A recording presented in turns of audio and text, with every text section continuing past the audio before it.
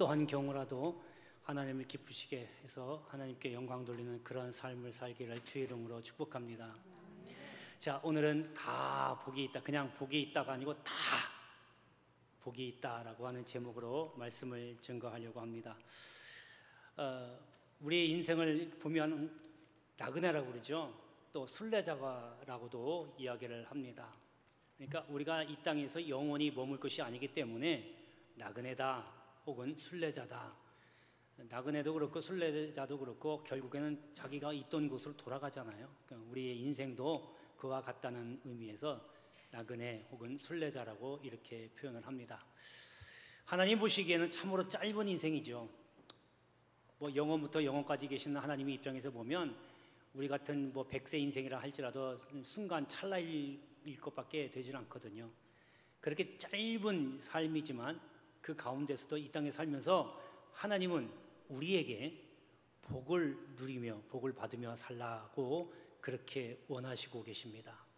그러니까 우리는 어떻게 보면 하나님이 원하시는 것이 복을 받으며 살기를 원하는 거니까 우리가 복 받으며 사는 것이 또 하나님께 보답하는 길이기도 합니다.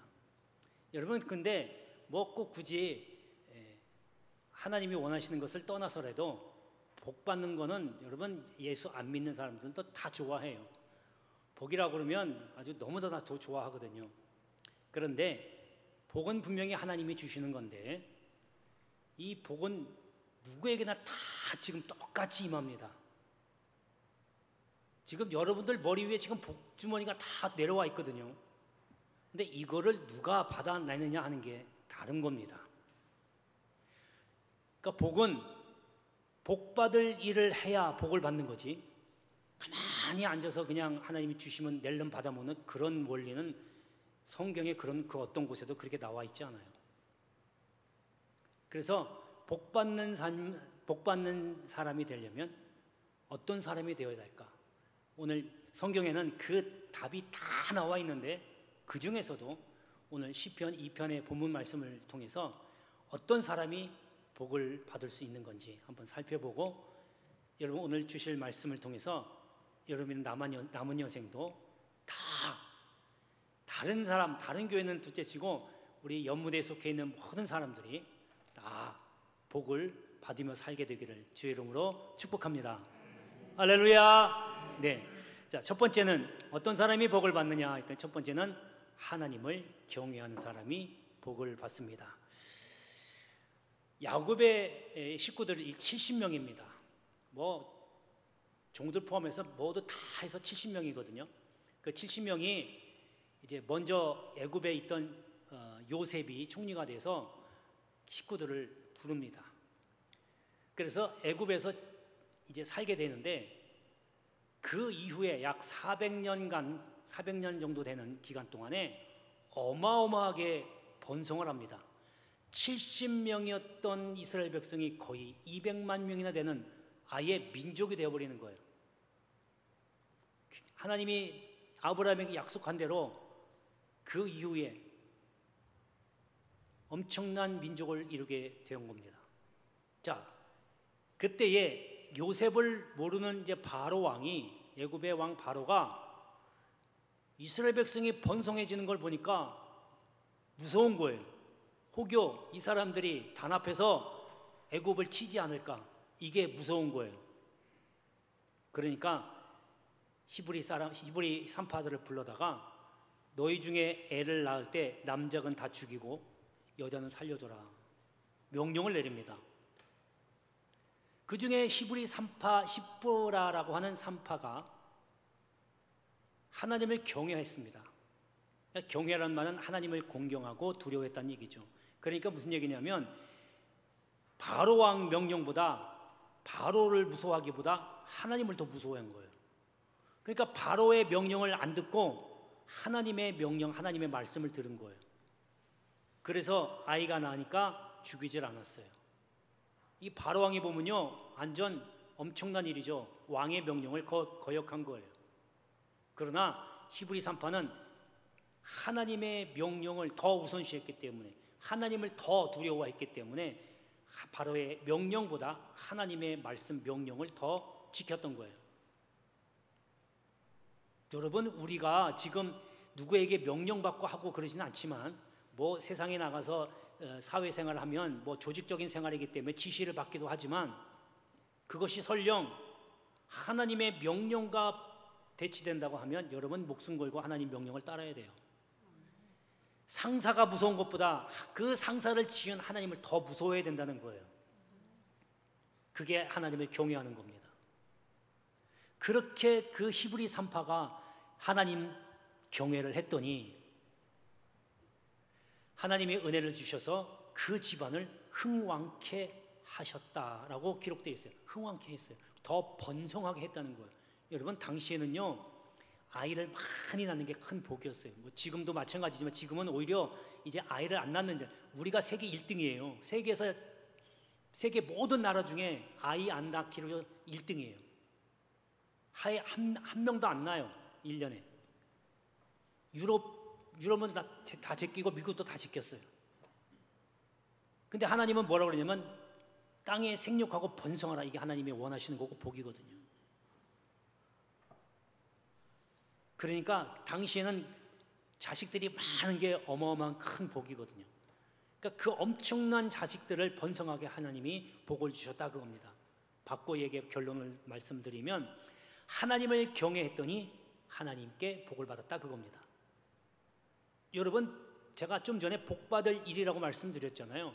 여러분, 하나님이 다 똑같이 여러분들에게 복을 주셨다고 하는 것은 여러분들이 무엇을 선택하느냐에 따라 하나님의 복주머니를 내가 받아내리는 거예요. 사회생활하다 좀 전에 말씀드린 대로 사회생활하다가 상사의 지시와 하나님의 말씀이 대치가 되고 부딪힌다면 우리는 대부분 하나님 말씀은 그게 뭐 그냥 일주일에 한 번 나가면 되지. 그러나 상사가 지금 지시했으니까 주일날 빠지고 내가 거기 하면 돼. 하나님의 말씀은 안식일을 기억하여 거룩히 지키라. 상사의 지시는 주일날 나와서 일해, 마무리해. 이때까지 딱 우리 납품해야 돼 라고 이렇게 명령을 내리면 여러분 당연히 우리는 하나님 말씀대로 주일을 지켜야 돼요. 목사님 그렇게 주일 지키면요 회사에서 잘릴 수 있어요. 지혜롭게 하셔야죠. 내가 그 전주에까지 마무리를 다 끝내던가 아니면 그게 안 되면 부장님이나 상사한테 얘기해서 부장님 제가 교회를 나가는데 주일날은 꼭 참여해야 됩니다. 그러니까 제가 바쁘시더라도 주일날 예배드리고 와서 일하겠습니다 라고 하면 어지간하면 다 들어줍니다. 그런데 그걸 다 제껴놓고 거기에 매달린다? 하나님 명령을 무시하는 거예요. 하나님을 경외하는 사람이 아닙니다. 그래서 그 순간의 선택을 잘 하셔야 하나님이 여러분들에게 이미 주신 복을 내가 받는 거예요. 하나님께 행한 건 생각 안 하고 하나님이 복 안 주신다고 계속 불평불만만 하는 게 우리 본 모습이거든요. 여러분, 하나님을 경외하는 자가 복을 받게 돼 있는 줄 믿으시길 바랍니다. 할렐루야. 자, 이제 본문을 보겠습니다. 본문의 10절과 11절에 보면요, 너희는 지혜를 얻으며 마지막에 너희는 교훈을 받을지어다. 자, 그리고 나서 11절은 여호와를 경외함으로 섬기고 떨며 즐거워하라 그 얘기입니다. 예수 믿는 사람들이 받아야 할 게 지혜와 교훈입니다. 그런데 그 지혜와 교훈을 받는 것은 하나님을 경외해야 된다 그거예요. 여러분, 우리가 물질도 복은 복이지만 하나님이 주시는 지혜, 이것도 복이거든요. 더 큰 복이거든요. 그러니까 이 말씀을 요약하면 하나님을 경외하고 또 즐거워하면, 하나님을 즐거워하면 지혜의 복을 준다, 지혜의 복을 받을 수 있다 그겁니다. 여러분, 이런 것을 다 받으시기를 주의 이름으로 축복합니다. 자, 이제 두 번째 복이 있는 사람은 주님을 사랑하는 사람입니다. 예수님께서 어느 날 바리새인 시몬의 집에 초청을 받아서 머물게 됩니다. 근데 그 마을에 죄 많은 여자 한 명이 그러니까 옥합이라면 병으로 생각하시면 돼요. 그 병아리다 항아리 같은 병에다 향수입니다. 이거 요즘 향수가 우리는 그냥 마트나 어디 가면 쉽게 구할 수 있는 거지만 이 당시에는요 향유가 지금의 한 달 노동자 품삯입니다. 그러니까 지금 생각하면 경력사 말고 신입사원 같은 경우에는 한 보통 평균 잡아 200에서 250 받는 데잖아요. 그러면 그 정도 되는 월급을 다 통째로 그냥 사가지고 그걸 사가지고 예수님을 만나러 온 거예요. 자기 한 달치 월급을 다 털어서 향수를 사다가 항아리에 담아가지고 지금 예수님 앞에 온 겁니다. 그리고 예수님 발에 눈물로 발을 씻기고 머리털로 닦고, 그리고 그 발에 입 맞추고, 그리고 향유를 붓습니다. 물론 주변의 제자들이 나무라기는 했지만 예수님이 그 모습을 보고 이것은, 이렇게 한 거는 나를 많이 사랑하기 때문에 그렇다, 그렇게 주님이 말씀하십니다. 여기서 입 맞추다 얘기는요, 두 가지 뜻이 있어요. 발에 입 맞추다 하는 얘기는 내가 주님께 충성하겠습니다라고 하는 표시이기도 하고, 또 한 가지는 주님 사랑합니다라고 하는 고백이기도 합니다. 그랬더니 주님이 복을 주시잖아요. 이 이름을 나를 기념할 때마다 기념하라고. 여러분, 주님을 사랑하니까 이렇게 복을 받는 겁니다. 우리가 생각하는 그런 물질의 복만 생각하지 마시고, 주님이 주시는 것은 이런 물질뿐만 아니라 영적인 복이 얼마나 많은지 몰라요. 우리는 주님 사랑합니다 고백하잖아요. 그런데 실제로 어떻게 주님을 사랑하는지를 여러분이 무엇을 통해서 보여주시는지 한번 생각해 보시기 바랍니다. 주님 사랑한다면 주님 발 앞에 엎드려서 향유를 붓지는 못할 망정 주님께 헌신할 수 있는지 한번 자문해 보시기 바랍니다.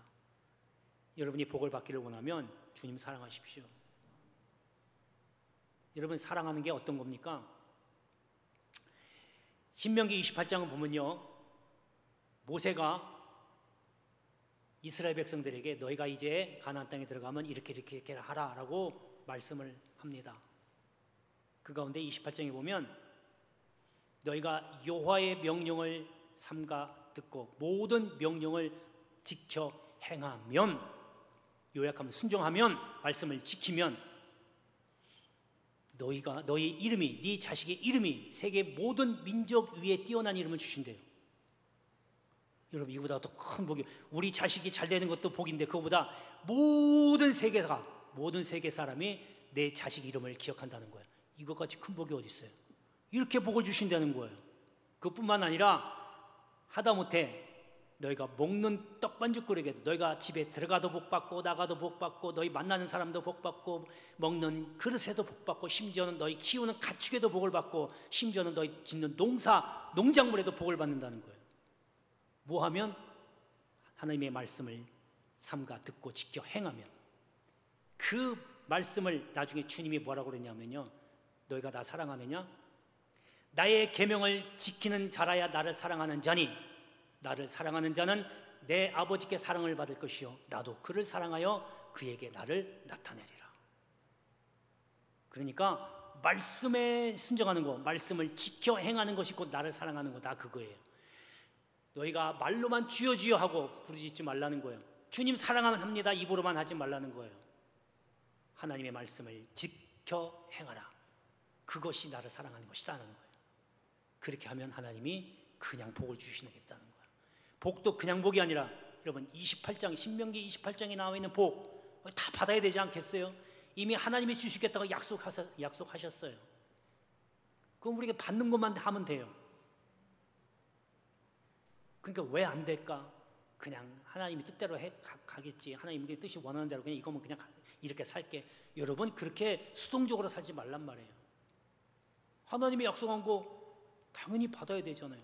그러니까 하나님께 받기 전에 먼저 내가 말씀을 하나님께 제대로 지키고 행하고 있는지를 점검해 보라는 얘기예요. 뭐가 자꾸 막히고 뭐가 자꾸 안 되고 뭐가 자꾸 어려우면 내가 하나님 말씀 순종하는 게 무엇이 있는지를 돌아보란 말이에요.